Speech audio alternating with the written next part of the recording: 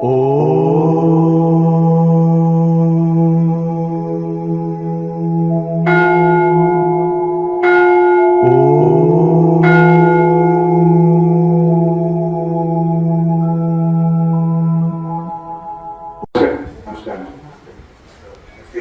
First time వచ్చినాను, అన్ని అర్థమైనాయి. చక్రాలకు సంబంధించి నాకు అర్థం కాలేదు. అంటే ఈ చక్రాలు అంటే ఏమి, వాటి గురించి అది ఎందుకంటే ఈ సబ్జెక్ట్ అనేది చాలా డెప్త్ గా ఉంటుంది. ఒకే రోజులో మొత్తం అర్థమయ్యేది కాదు. మనం ఇప్పుడు చిన్నప్పటి నుండి 18 సంవత్సరాలు చదివితే ఒక పీజీ పిహెచ్డీ పూర్తి చేస్తాం, అంతే కదండి. అలాగే ఆధ్యాత్మికంలో కూడా మనం ఏంటంటే శాస్త్రాల మీద, గురువుల మీద విశ్వాసం ఉంచి సాధన చేసుకుంటూ పోవచ్చు. వాటిని అవగాహన చేసుకోవాలంటే ఏంటంటే దానికి సంబంధించిన ప్రవచనాలు కానీ ఇవేంటంటే వీటి గురించి ఎక్కువ ప్రవచనాలు కూడా ఉండవు. ఎందుకంటే అనుభవజ్ఞులు చెప్పేటి ఈ పురాణాలు అవి అయితేనేమో ఎక్కడైనా యూట్యూబ్లో కూడా చాలా ప్రవచనాలు ఉంటాయి, వీటి గురించి తక్కువ ఉంటాయి. అలా కానీ దీనికి సంబంధించిన పతంజలి సూత్రాలు కానీ యోగోపనిషత్తులు కానీ చదవడం లేదా ప్రవచనాలు వినడం. మన ఛానల్లో కూడా కేఎంసీలో యోగోపనిషత్తులని ప్లేలిస్ట్ ఉంది, అలాగే పతంజలి సూత్రాలని ప్లేలిస్ట్ ఉంది, అలాగే క్రియాయోగ క్వశ్చన్స్ ఆన్సర్స్ అనే ప్లేలిస్ట్ ఉంది. అందులో ఎప్పుడు వింటున్నారు ఈ క్రియాయోగ గురించి బాగా అవగాహన వస్తుంది. చక్రాలు ఏంటిది, వాటి పనితీరు ఏంటిది, అలాగే ఈ యొక్క కుండల్ని అంటే అది ఎట్లా అరేంజింగ్ అవుతుంది, అది అరేంజింగ్ అది కుండల్ని యాక్టివేట్ కాకపోతే కలిగే నష్టాలు ఏంటిది, యాక్టివేట్ అయితే కలిగే లాభాలు ఏంటిది, ఎన్ని రోజులకి యాక్టివేట్ అయితే దానికి ఏ ముద్రలు వేయాలి, దానికి ప్రాణాయామం ఎంతసేపు చేయాలి, ఇవన్నీ డీటెయిల్స్ ఉంటాయి అందులో. అలాగే మనకు ఈ ఆహారం, వ్యవహారం ఇవన్నీ అన్ని అందులో ఉంటాయి. అవన్నీ బాగా చూసుకోండి. చక్రాలు ఏంటంటే మనకు మేరుదండలు స్పైనల్ కార్డ్ మధ్యలో ఉంటాయి. ముందు నుంచి చెప్తాం ఎక్స్ప్లెయిన్ కోసం. ఇంద్రియాలు ముందు సైడ్ ఉంటాయి కనుక అవి స్పైనల్ కార్డ్ మధ్యలో ఉంటాయి. విడా పింగళ సూచన అనేది మెయిన్ 3 నాడులు అన్నమాట. 72,000 నాడుల్లో 10 నాడులు ముఖ్యం, 10లో 3 ముఖ్యంగా స్పైనల్ కార్డులో ఉంటాయి. విడా పింగళ సూచన. ఆ సూచన నాడులో మనం బంతి పువ్వులోకి మనము సంతలో ఇలా దారాన్ని చూస్తాం, కానీ ఆ యొక్క చుట్టూ ఆ దారం సంతాలో ఉంటుంది, బంతి పువ్వు రౌండ్ ఉంటుంది దారాన్ని. అలా సుష్మనాడికి కూడా ఆ యొక్క చక్రాలు అనేది అలా ఉంటాయి సుష్మనాడి మధ్యలో. కనుక ఆ విధంగా ఆ యొక్క చక్రాలు పువ్వు వికసించే సువాసన జరుగుతుంది, చూడటానికి అందంగా ఉంటుంది. ఆ యొక్క పువ్వు వికసించినప్పుడు సువాసన రాదు. అలాగే ఆ చక్రాలు వికసించినప్పుడు మనో వికాసం జరుగుతుంది. అప్పుడు ఆధ్యాత్మిక అభివృద్ధి ఎంతో జరుగుతుంది. చాలా మంది ఎవరైతే హృదయ చక్రం ఇచ్చుకున్న దానికి కారణం ఏంటంటే సోషల్ సర్వీస్ చేయగలుగుతారు, ఫీల్డ్ సర్వీస్ అని చేయగలుగుతారు. అటువంటి కదా 4 వేదాలు పొందినా అది సాధ్యత కాదు, అటువంటి కదా. ఇంకా అది చేయలేరు. అంటే గురుకుల పరిస్థితి, సన్యాసుల పరిస్థితి కూడా ఎందుకంటే వీళ్ళు తపస్సు చేయకుండా వచ్చింది కాబట్టి హృదయ చక్రం ఇచ్చుకోలేదు కాబట్టి దోచుకుంటున్నారు, అవునా? కనుక ఇది ఎప్పుడైతే హృదయ చక్రం ఇచ్చుకున్నారో అది ఒక తపస్సు వల్లనే సాధ్యమవుతుంది. ఇదేంటంటే క్లాసులో బిజినెస్ క్లాసులో ఇంతకు జంప్ అవుతారు ఆధ్యాత్మికంలో. కనుక తపస్సులు చేయడానికి టైం దొరకలే, చేయలేదు కూడా వాళ్ళు డబ్బులు పడ్డ తర్వాత సాధన చేయలేదు. మనకి ఇంకా సంపన్న కూడా ఈ కాలంలో ఇదేం వైపు గోరు కొట్టేసి దీనికంటే రొటీన్ వైపు ఇంకేదన్నా ఉందా అని ఈ వైపు వస్తున్నారు. ఎందుకంటే సంపాదించి చదివి చూస్తారు, పిహెచ్డీ చేస్తారు, పెద్ద పెద్ద ఆఫీసర్లు అవుతారు, డబ్బు సంపాదిస్తారు, కానీ అన్సాటిస్ఫాక్షన్ ఇంకా ఏదో వ్యక్తి ఉంటుంది. అది నిజమైన ఆనందము, ఆధ్యాత్మిక అలౌకిక ఆనందం. భౌతిక ఇంద్రియాలతో శబ్ద స్పర్శ రూప రసగంధాలు, మంచిది చూస్తే, మంచిది వింటే, మంచిది తింటే ఇవన్నీ అనుభవించేటివన్నీ ఈ లౌకిక ఆనందాలు, ఇవి భౌతికమైనవి. ఇది అలౌకిక ఆనందాన్ని మనం ఎప్పుడైతే ఇంద్రియాన్ని అంతర్ముఖం చేసుకుంటే రూపాయి ఖర్చు లేకుండా పొందేది. ఇదేమో భౌతికమేమో డబ్బు వేస్తూ డబ్బు ఖర్చు చేయాలి, టైం వెచ్చించాలి, అలాగే చాలా సమయంతో కూడుకున్నది. కానీ దీనికి ఒక రూపాయి ఖర్చు లేదు, కూర్చున్న దగ్గరనే మనసును అంతర్ముఖం చేయగలిగితే ఇది పొందగలుగుతుంది. పీజీ పిహెచ్డీ దక్కలేదు, డబ్బు దక్కలేదు, కొంత సమయం కేటాయించి మనం శ్రద్ధతోటి మనసుని నింపగలిగితే చాలు. సుఖం అక్షయం వస్తుంటే ఆ మనసుని ఎవరైతే నిశ్చలంగా నిలిపి ధ్యాన స్థితిని పొందగలుగుతారో వాళ్ళు అక్షయ సుఖం అంటారు. దానికి వెనకట్టలేదు, మిగతా దానికి లిమిట్ సుఖాలు ఇవన్నీ, కానీ అది అన్లిమిట్ సుఖం అంటారు. సుఖం అక్షయం వస్తుంది. అక్షయం అంటే తరగని సుఖం, అది అనంత సుఖాన్ని, అంతం లేని సుఖం, అనంత సుఖాన్ని పొందగలుగుతారు భగవద్గీత చెప్తుంది. కనుక అలాగే ఈ విధంగా మనం దానికనే అన్ని ఆనందాలు క్షణిక ఆనందాలు, కానీ బ్రహ్మానందం అని పోలుస్తారు. ఆ బ్రహ్మానంద స్థితి అంటే ఇది ఒక తపస్సు వలన, సాధన వల్లనే అది సాధ్యమైంది. కనుక ఇది మనం ఈ ప్రాణాయామ సహజ ప్రాణాయామం చేస్తూ మనం దానికి సంబంధించిన ప్రవచనాలు వింటూ సాధన చేస్తుంటే చర్చక్రాలు అనేది చాలా ముఖ్యమైనది. చర్చక్ర సాధన, చర్చక్రాల లోపలనే చక్రాలు స్మరించనక్కర్లేదు. మొదటిసారి మనం చక్ర స్మరణ చక్రిస్తాం, చక్రాలను స్మరిస్తాం, తర్వాత చక్రాలను స్మరించనక్కర్లేదు. కనుక ఇది ప్రాణాయామ సహితంగా మనం ఇక్కడ విచారణ, ధ్యానం, యోగం 3 కలుస్తుంది. క్రియాయోగం, విచారణ, ధ్యానం, యోగం. కానీ ఒక్కొక్క దగ్గర ఒక్కొక్కటి చెప్తారు. వేదాంతులు విచారం ఒకటే చెప్తారు, అవతలు చెప్పరు. ధ్యానులు ధ్యానం చెప్తారు, అవతలు చెప్పరు. యోగులు యోగా నేర్పుతారు, అవతలు చెప్పరు. ఈ 3 కలిస్తేనే క్రియాయోగం.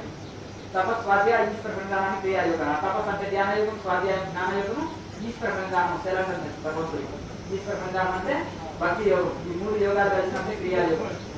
కాబట్టి క్రియాయోగం అంటే ప్రాణాయామం చేయడం, ధ్యానం చేయడం కాదు, ఇవన్నీ కలవాలి. అలా ఎప్పుడు మనం రెగ్యులర్గా వాటిని వింటుండాలి, సాధన చేస్తుండాలి. శాస్త్రం చదువుతూ సాధన చేస్తే డౌట్ క్లియర్. కేవలం శాస్త్రం చదివితే ఏమవుతుందంటే డౌట్ క్రియేటివ్ చేస్తుంది. సాధన చేస్తూ శాస్త్రం చదివితే అగ్నికి గాలి తోడైతే బాగా మండుతుంది.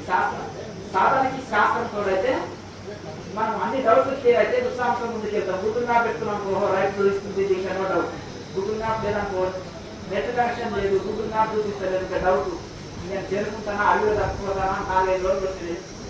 అడవిలో వెళ్తున్నాం, టూర్ వెళ్తున్నాం, హిమాలయ టూర్ 4 రోజులు వచ్చింది. అడవిలో వెళ్తున్నాం, అది ఎక్కడ వెళ్ళాలో మనకు కనిపిస్తుంది.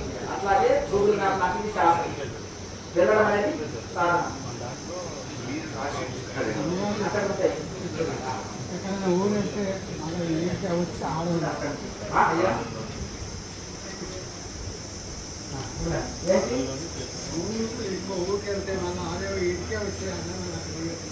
సాధన ఏ ఊరు ఉంటే లేకైతే ఆయన కూర్చొని సాధన చేస్తుంది. వేరే ఊరిపోతే భోజనం చేస్తామా, మా ఇంటికి పోయి తింటా ఉంటాం, మా ఇంటికి పండుకోవాల్సి వస్తుంది. వాళ్ళు పెట్టిన భోజనం తింటాం కదా, అలా తింటూనే ఒక దగ్గర కింద డిస్టర్బెన్స్ ఉంటే మేడం మీదకి వెళ్ళి చక్కగా హాయిగా కూర్చొని మిద్దె మీదకి వెళ్ళి కూర్చొని సాధన చేసుకో. అప్పుడు 4కి వెళ్ళిన మనకు ఏదైనా చెట్టు కింద కూర్చొని ధ్యానం చేసుకో. ఎక్కడ పోయినా సమయ ప్రకారం సాధన చేసుకోవచ్చు.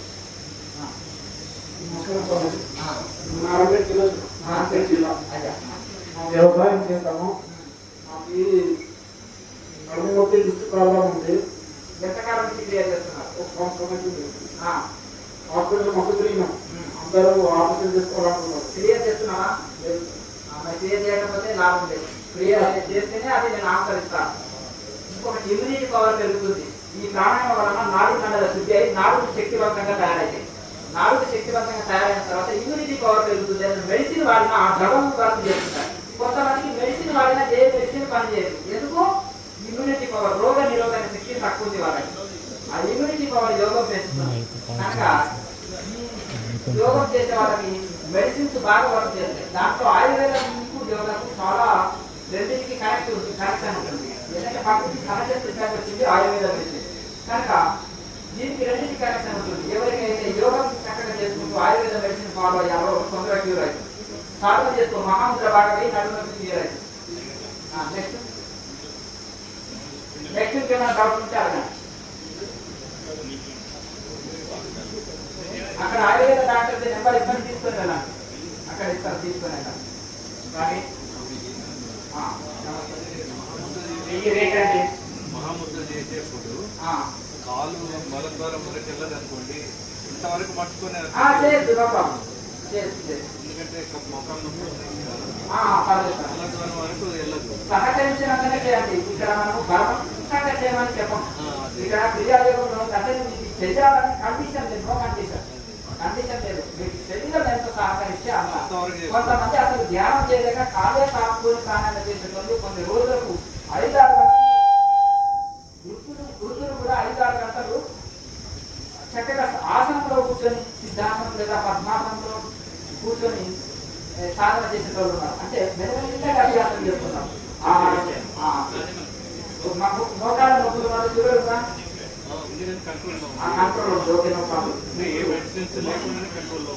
మునగాకు పొడి మధ్యలో రాసి షుగర్ లెవెల్స్ కంట్రోల్ అయితే మోకాళ్ళ నొప్పులు ఉంటాయి. మునగాకు పొడి మధ్యలో రాస్తే షుగర్ లెవెల్స్ కంట్రోల్ అయితే ప్లస్ మోకాళ్ళ నొప్పులు ఉంటాయి. 2 లాభాలు.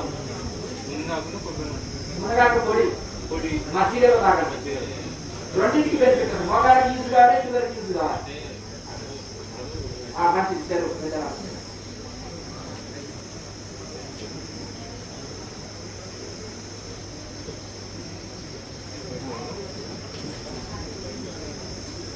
మంచిది సెలవు వెళ్ళే వాళ్ళకి సెలవు భోజనం చేసి వెళ్ళండి, అందరికి భోజనాలు ఉన్నాయి.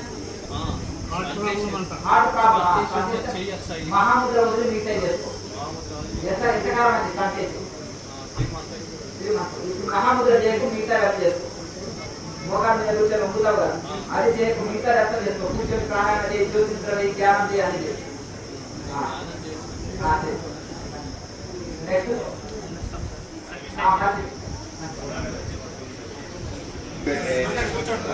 వేరే మెడిటేషన్ ఇక్కడ చూడండి. ఇప్పుడు కాశీ వెళ్ళాలి, ఎందుకంటే ఫ్లైట్లోనే వెళ్తామా, నడుచుకుంటూ వెళ్ళాలి అంటే ఓపిక వెళ్ళండి, కానీ 6 నెలలు పడుతుంది అంతేనా. అలాగే సైకిల్ మీద వెళ్ళవచ్చు అంటే వెళ్ళవచ్చు, అంతే కదండి. అంటే మహాముద్ర స్పీడ్గా ఉంటుంది, దీంట్లో యాక్టివేట్ అవుతుంది, కుండని యాక్టివేట్ అవుతుంది, ఈజీగా ఉంటుంది. ఇంకోటి అందరూ చేయొచ్చు, కష్టం కాదు. అన్ని రోజుల్లో మెడిటేషన్ యాక్టివేట్ అవుతుంది. అయితే ఇది ఈజీగా అందరూ చేయగలిగింది మహాముద్ర, అన్ని వయసుల వాళ్ళు చేయొచ్చు. మెల్లమెల్లగా కండిషన్ పెట్టలే కదా ఇందులో, మీరు ఇంత చేయాలి అని కండిషన్ లేదు. నేను అసలు కండిషన్ పెట్టలేదు, శరీరం సహకరించినంత సాధన మొత్తం కూడా శరీరం సహకరించినంత చేయండి అని చెప్తున్నా కనుక మహాముద్ర కూడా. ఇప్పుడు ఫస్ట్ ఏం చేస్తారు, ఈ యొక్క ఎడమ పాదం ద్వారా మన ద్వారా లాక్ చేసి కుడి పాదం బొట్టలన్నీ లాక్ చేసి పట్టుకుంటారు, అంతవరకే చాలు. తలని కిందికి వచ్చి చూస్తారు. ఇంకా 2వ స్టెప్లో తల కొంచెం కిందికి వస్తుంది, 3వ స్టెప్లో ఇంకా కొంచెం కిందికి వస్తుంది, 4వ స్టెప్లో మోకాన్ని అనుకురాగలుగుతారు. 4 స్టెప్లుగా చేయగా 4 స్టెప్పుల్లో అది వచ్చేస్తుంది.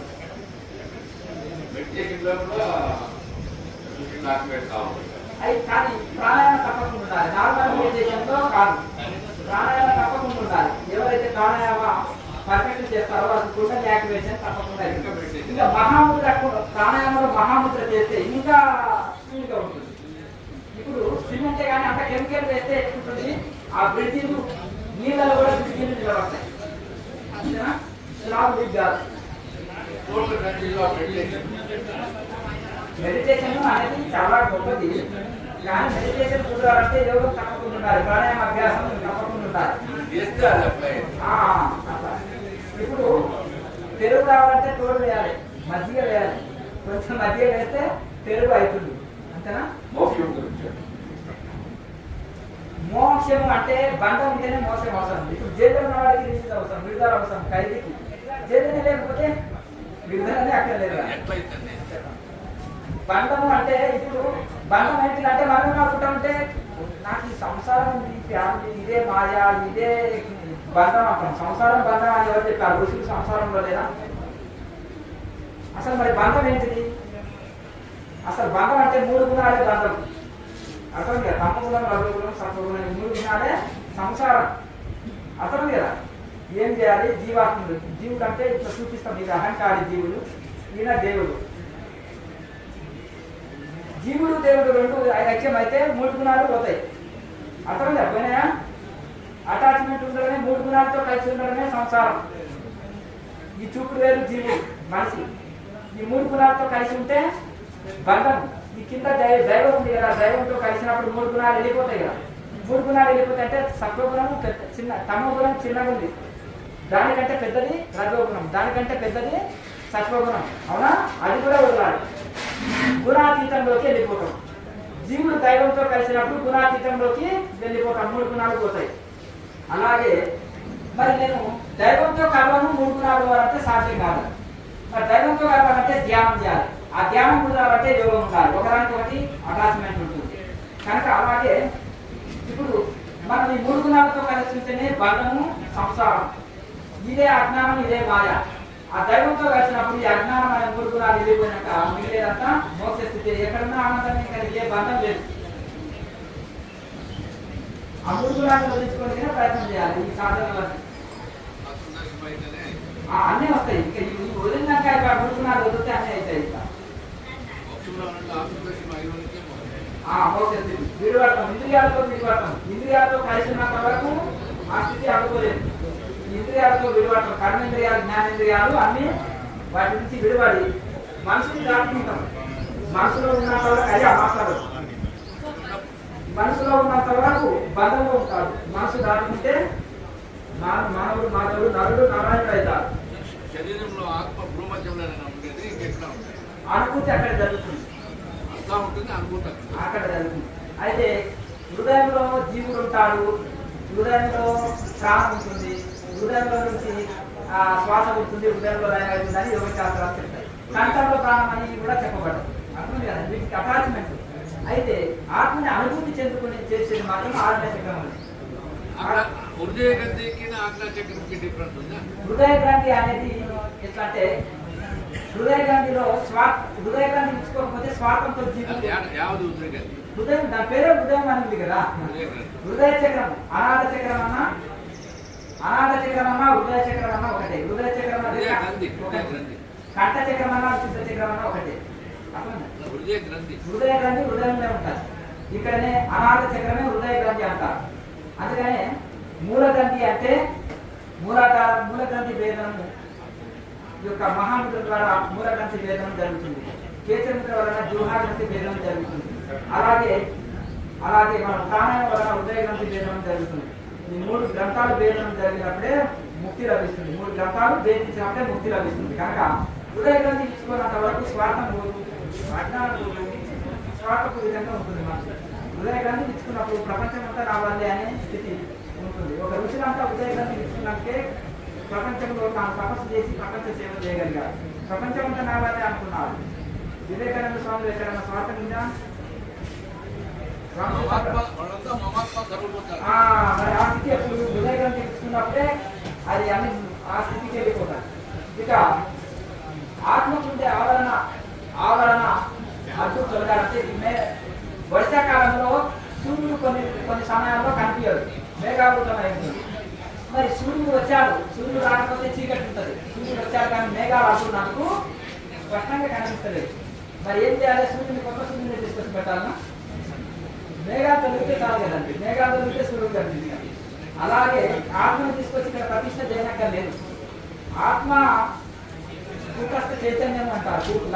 కూటస్థ చైతన్యం, కూటస్థ దృష్టి కలుగుతుంది. ఎలా కూటస్థ చైతన్యం ఓపెన్ అవుతుంది, తరలై ఓపెన్ అవుతుంది అంటారు. ఎంతో వేళ అన్ని పనులు చేస్తున్నా కూటస్థ దృష్టి కలిగి ఉండు, దైవ దృష్టి కలిగి ఉండు, దైవ భావన కలిగి ఉండు అంటారు.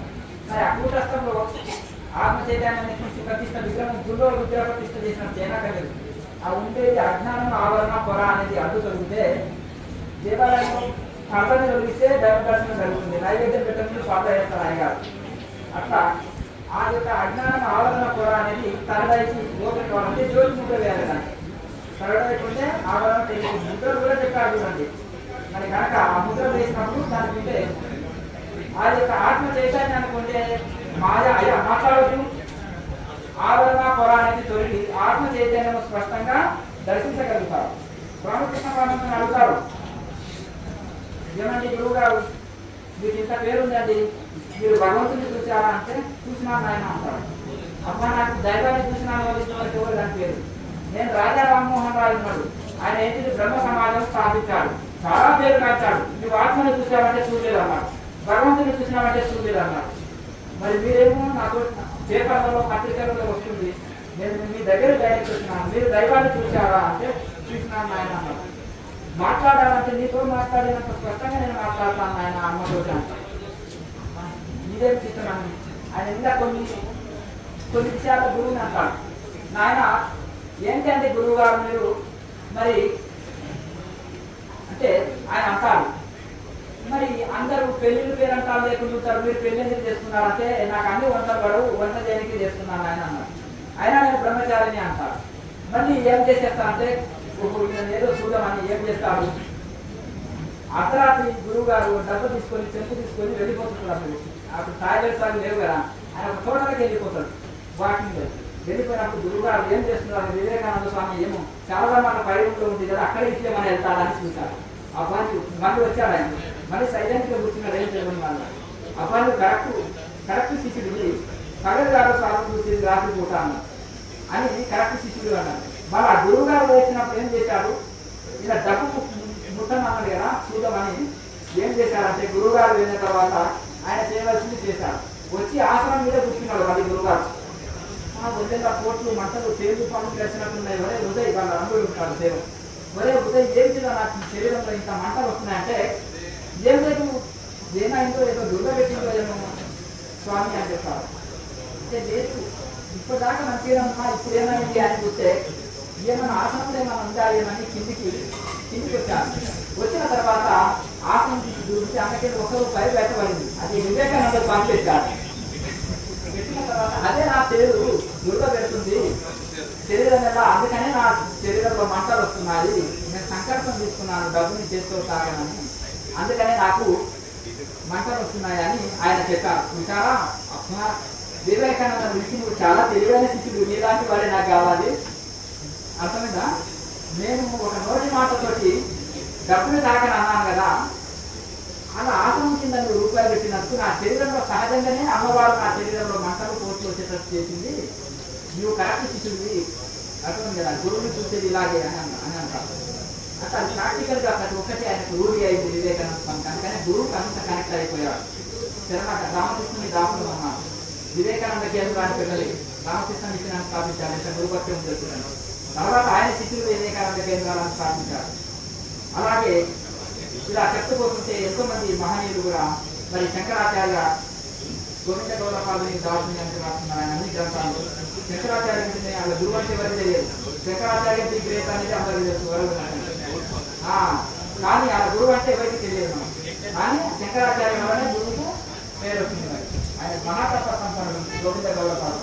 అట్లా ఈ విధంగా మనకి అసహించారు మన గురువు దైవభక్తి సమస్యలు మరి అపూర్వ మహనీయులు ప్రతి ప్రాక్టికల్ జ్ఞానం వాళ్ళది. కనుక మేఘాలతో సూర్యుడు కనిపించినప్పుడు ఆత్మక ఆవరణం అనేది ఉంటుంది, అజ్ఞానం ఆవరణం అనే మాయా అనేది ఉంటుంది. దాన్ని జ్యోతించడం ద్వారా మనము ఆవరణం తొలగించినప్పుడు ఆత్మ ప్రకాశము, చంద్రుని బింబము స్వచ్ఛమైన నీళ్ళలో చంద్రుని బింబము కనిపిస్తుంది. రూపాయి బిల్లని అడుగులు వేస్తే రూపాయి కైన్ కనిపిస్తుంది. స్వచ్ఛమైన నీటిలో మట్టి నీటిలో రూపాయి కైన్ అడుగు భాగంలో కనిపించదు. అలాగే ఇది ఆత్మకుంటే ఆవరణం తొలగినప్పుడు ఆత్మ ప్రకాశం అంత విధంగా చేస్తుంది. కనుక అర్జునుడు చూసారా, 1000 సూర్యుడు, ఇది సూర్యుల సహస్రేషు 1000 సూర్యుడు ఒకేసారి ఆకాశంలో వెలుగుతే ఎంత కాంతో స్వామి మీ యొక్క శరీరంలో అంత అద్భుత చైతన్యంలో అంత కాంతిని నేను దర్శిస్తున్నాను, తట్టుకోలేకపోతున్నాను అన్నాడు. ఆయన అర్జునుడు దయతోటి చూశారు కనుక తట్టుకోలేకపోయింది. యోగి పురుష ప్రయత్నం చేత దర్శించగలుగుతారు కాబట్టి కంగారు భయపడదు. కనుక ఆత్మ ప్రకాశాన్ని ఆవరణ ప్రకాశాన్ని తొలగించుకున్నప్పుడే ఆత్మానుభూతి పొందగలుగుతారు. క్రియాయుగ దీపేతాలు ఎందుకు? క్రియాయుగ ఆ ముద్రలు ఉన్నాయి. ముందర యాక్టివేషన్ చేసే ముద్ర ఉంది, సపరేట్గా తీసుకొచ్చారు. అలాగే ఆత్మ ఉండే ఆవరణాన్ని తొలగించి ఎంటర్టైన్మెంట్ ఇచ్చే ముద్రలు ఇందులో ఉన్నాయి. అలాగే నాడి మండల శుద్ధి చేసి స్వచ్ఛమైన మంచి ఆరోగ్యాన్ని, శాంతిని కూర్చి మోక్షాన్ని ప్రసాదించే ఇందులో ముద్రలు, ప్రాణాయామ, బంధన క్రియాలు ఇందులో ఉన్నాయి. కనుక ఇది ఫ్లైట్ మార్గం లాగా గమ్యాన్ని తొందరగా చేస్తాయి, అందుకనే క్రియాయుగ గొప్పదని ఎందుకు చెప్తా ఉంటాను. ఎన్నో భగవద్గీతలు ఉన్నాయి. క్రియాయుగ భగవద్గీత ఏదైతే ఉందో ఈ యొక్క చాలా అద్భుతంగా వాయుమాసయ ఒక గృహస్థ ఆశ్రమం నుండి కూడా భగవద్గీతను న్యాయం చేశారు. యోగా భగవద్గీత అనమాట. ఈ యోగా భగవద్గీత చేస్తే క్రియాయోగనే భగవద్గీతనే క్రియాయోగ అనేది నాకు తెలిసిపోతుంది. భగవద్గీత చూస్తే వాయుమాసయ హిందీలో రాసిన భగవద్గీత.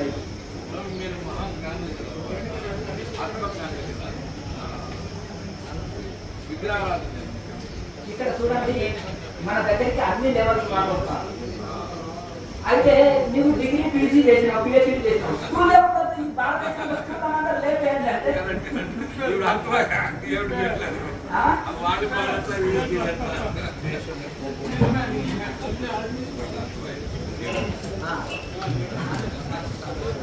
బాగా సాధన చేయాలి, సాధన బాగా చేయాలి. అయితే ఈ స్కూల్లోనే తీసేయండి ఉంటే మొత్తం క్యాంపస్ యూనివర్సిటీలే ఉండాలి అని అనడానికి లేదు. ఎవరి స్థాయి వాళ్ళు 1వ తరగతి చదువుతారు, 1 చదువుతారు, 2 చదివే వాళ్ళు 2 చదువుతారు, 10 చదివే వాళ్ళు 10 చదువుతారు, ఇంటర్ చదివే వాళ్ళు ఇంటర్, క్యాంపస్లో ఉండే వాళ్ళు క్యాంపస్, పిహెచ్డీ చేసే వాళ్ళు పిహెచ్డీ చేస్తారు. కనుక అద్భుతమైన భగవద్గీత అట్లా ఆ విధంగా ఎవరి స్థాయి వాళ్ళని కనుక. అయితే నేను విగ్రహారాధన యజ్ఞాల పూజల్ని ఖండిస్తాను. ఎందుకంటే రామకృష్ణ పరమహంస జ్ఞాని కూడా విగ్రహారాధన 12 సంవత్సరాలు చేస్తారు కనుక. అలాగే కానీ అక్కడే ఆడొద్దని చెప్తాము. అక్కడే జీవితాంతం 40-50 ఏళ్ళు పూజలు చేస్తూ ధ్యానం చేయకుంటుంటే అది తప్పు అంటాం. ఏదో ప్రారంభంలో మనం విగ్రహం పరక వర్గం ఎంతవరకు ఓనమాలు వచ్చేంత వరకు పరక వర్గం అవసరం. ఓనమాలు వచ్చిన తర్వాత ఏబిసిడి వచ్చిన తర్వాత పరక వర్గం అక్కడ లేదు కదా. అలాగే కొంతవరకు స్టార్టింగ్ లో చేస్తే డైరెక్ట్ ధ్యానం చేసేటప్పుడు ఇంకా బెస్ట్. ఇంకా లేదు స్టార్టింగ్ లో కొంత చేసినా అక్కడే ఆగకుండా ముందుకు వెళ్తుండాలి. కాశీ వెళ్ళిన 1 కిలోమీటర్ వెళ్ళి కూర్చుంటే ఎట్లా ఒకటో తరగతి కూర్చుంటే పీజీ పూర్తి చేయాలి అంతేనా కదా. కనుక ఆ విధంగా మీరు ముందుకు వెళ్ళాలనేది. నెక్స్ట్ ఇంకేమైనా డౌట్స్ ఉంటారు కానీ మళ్ళీ ఎందుకంటే ఇప్పుడు గోల్ చేయాలి, మళ్ళీ 4 గంటలకి క్లాస్ స్టార్ట్ అవుతుంది, ఇంకా మళ్ళీ కంటిన్యూషన్ ఉంటుంది మనకు.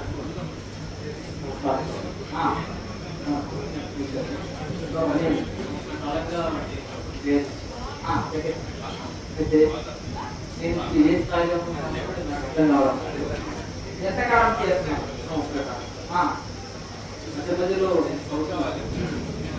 గ్యాప్ రావద్దు, కంటిన్యూషన్ గా చేయాలి. అది మీకే తెలుస్తుంది, ఎవరి కాబట్టి తెలుస్తుంది. ఎట్లా అంటే నాలుక మాట వింటుందా, చెవులు మాట వింటున్నాయా, కన్ను మాట వింటున్నాయా అంతేనా కదా. అలాగే ఇంద్రియాలు ఆధీనంలో ఉన్నాయా, మనసు ఇన్నట్టు బయటకు పరిగెత్తకుండా ఉంటుందా, దీన్ని బట్టి మనం ఏ స్థాయిలో ఉన్నామో తెలుసుకోవచ్చు.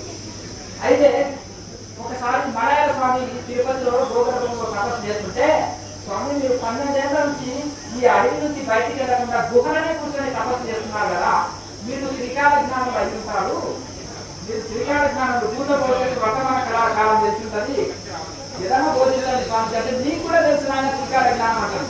అయ్యో నేను అజ్ఞాని కానీ నాకు చదువురాని కానీ నాకేది త్రికాల జ్ఞానం స్వామి, నేనేమో తపస్సు చేయలేదు అంటారు. సైలెంట్గా ఉండండి, మాట్లాడకండి. అయితే నాయన త్రికాల జ్ఞానం అంటే ఏదో కాదు, సింపుల్ గా చెప్తా అంటారు. సింపుల్ గా మీరు భూత భవిష్యత్తు తెలుసుకోవాలనుకున్నావు, ఇప్పుడు ఉండే స్థితిని బట్టి గతాన్ని అంచనా వేయచ్చు.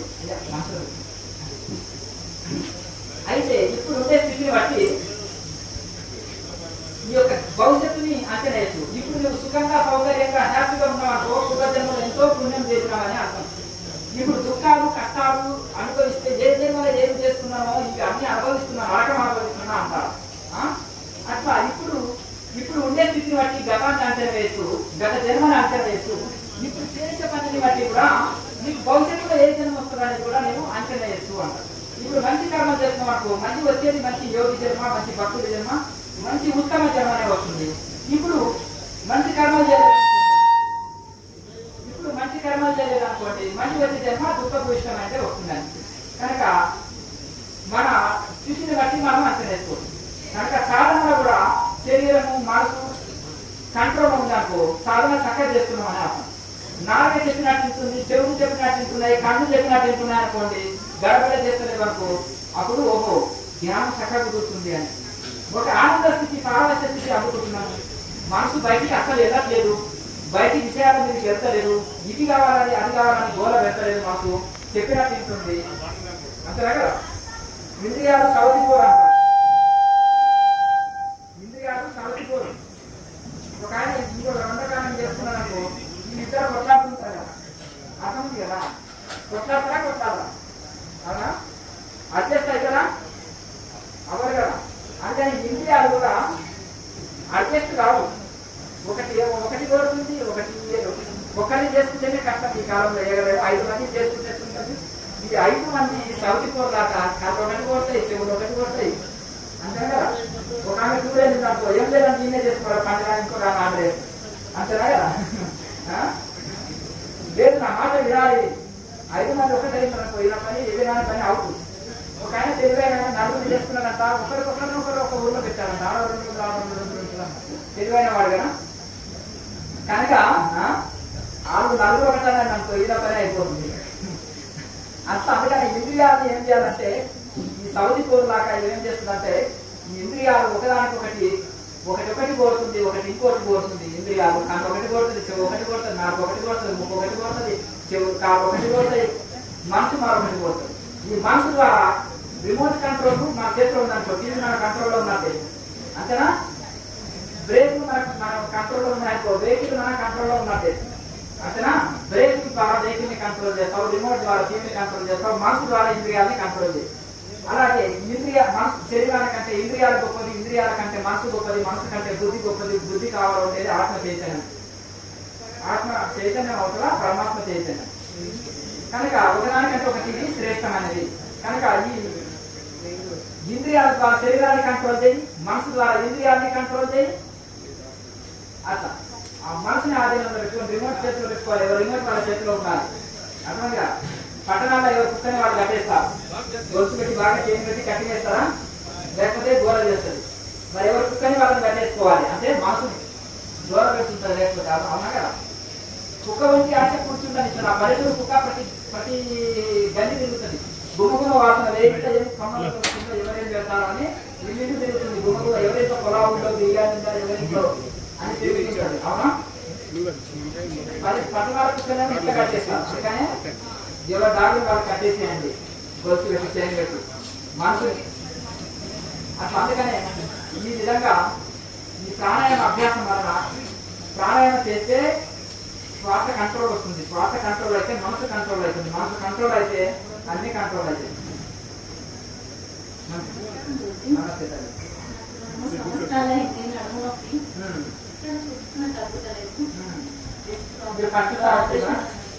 ఫస్ట్ సార్ వచ్చింది కనుక మీరు మెల్లగా క్రియేట్ చేస్తుండండి. మీకు షుగర్ ఉందా? మీకు షుగర్ ఏం లేదా? మీరు మునగాకు పొడి 1 కేజీ తీసుకోండి, బెల్లం 1 కేజీ తీసుకోండి, బెల్లం 1 కేజీ తీసుకోండి, తేనె శుద్ధమైన తేనె 1 కేజీ తీసుకోండి. ఒక పాత్ర వేసి బాగా కలపండి, చపాతీ పిండి వలె కలిపి ఒక డబ్బలో పెట్టుకొని రోజు 2-3 స్పూన్లు తినండి. తిని నీళ్లు తాగండి, వాటర్ తాగండి. దానివల్ల కాల్షియం పెరుగుతుంది, ఎముకల్లో బలం పెరుగుతుంది. బీట్రూట్ ఆకుకూరలు బాగా తీసుకోండి. ఆకుకూరల వలన నాడులు శుద్ధి అవుతాయి, రక్త ప్రసరణ చక్కగా ఆడుతుంది. అలాగే ఈ యొక్క క్యారెట్, టమాటో, బీట్రూట్ ఇటువంటి ఎక్కువ జ్యూసులు తీసుకోండి, దాని కూరలు చేసుకోండి. మంచి విటమిన్స్ ఉండే ఆహారం తీసుకోండి. రక్తాన్ని పెంచే జ్యూసులు, కళ్ళ జ్యూసులు తీసుకోండి. అలాగే ఎలాంటి విటమిన్ మీకు తక్కువ ఉందో, హిమోగ్లోబిన్ తక్కువ ఉందో అది పెంచే ఆహారం తీసుకోండి. అలాగే మీకు కాల్షియం తక్కువ ఉంది, ఎముకల్లో కాల్షియం తక్కువ ఉంది కనుక ఆ కాల్షియం పెరగాలంటే ఈ మునగాకు పొడి బెల్లం తేనె కలుపుకొని పెట్టుకొని అది తీసుకుంటే కాల్షియం పెరుగుతుంది. పెరగడం వల్ల ఎముకలు శక్తివంతంగా తయారైనప్పుడు ఈ బాడీ పెయిన్స్ ఉండవు, జాయింట్ పెయిన్స్ ఉండవు, బాడీ పెయిన్స్ ఉండవు, డిస్క్ ప్రాబ్లం, నడుము ప్రాబ్లం ఏది ఉండవు. అలా మెల్లగా మహాముద్ర ప్రాక్టీస్ చేయాలి, మెల్లగా ప్రాక్టీస్ చేయాలి. బలవంతంగా వేస్తే మళ్ళీ నొప్పి పెరుగుతుంది. మెల్లగా మహాముద్ర ప్రాక్టీస్ చేస్తుంటే కొన్ని రోజులకు మహాముద్ర ఎవరు పర్ఫెక్ట్ చేస్తారో డిస్క్ ప్రాబ్లం, నడుము ప్రాబ్లం, నడుము భాగం నుంచి కాలు పడిన ఎవరికి ఫిట్నెస్ వస్తుంది, ఆసన స్థితి కలుగుతుంది, కాళ్ళప్పుడు కీళ్ళనప్పుడు పోతాయి, జాయింట్ పెయిన్స్ పోతాయి. కనుక అట్లా మెల్లగా అభ్యాసం చేసుకోవాలి. మునగాకు రసమైనా సరే ఆవు పాలలో రోజు 1 టీ గ్లాసు తాగండి. ఇక ఎముకల సమస్య ఉంటుంది, నాకు భయపడద్దు. ఏదైనా సమస్య వచ్చినప్పుడు కంగారు పడద్దు, భయపడద్దు. ఆ భయమే చాలా ఇబ్బంది కలిగిస్తుంది. అర్థంగా భయపడద్దు. అది దీని వలన ఎక్కువ రిజల్ట్ ఉంటుంది. కాల్షియం పెరిగినప్పుడు ఆటోమేటిక్గా బుద్ధి కూడా రికవర్ అవుతుంది. నెక్స్ట్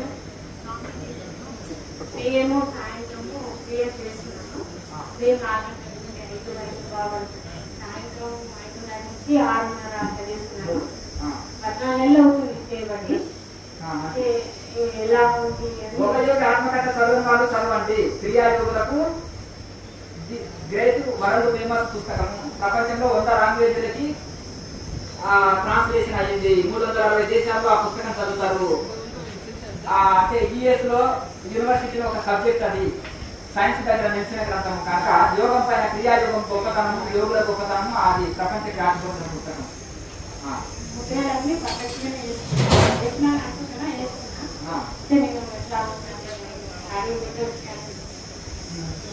సాయంత్రం చెక్ చేస్తారు. ఎవరైనా పాత ఉంటే ఒక 10 మంది వర్ష కూర్చొని బ్రీతింగ్ ప్రాక్టీస్ చేస్తున్నారా చేస్తలేదా అని అది చెక్ చేస్తారు. నెక్స్ట్